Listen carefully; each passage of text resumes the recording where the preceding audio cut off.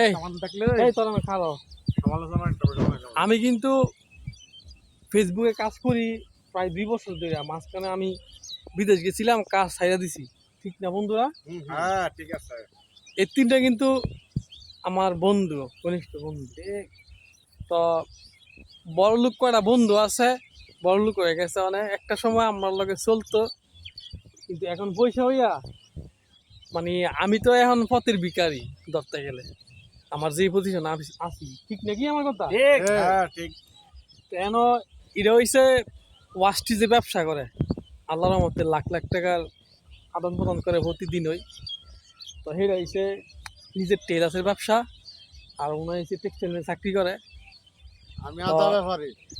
এই বন্ধুটি দুঃখে সুখে না দিয়া হোক আমার পাশে থাকে যে কোনো সময়। তো বড় লোক বন্ধুরার কথা আর কইলাম না।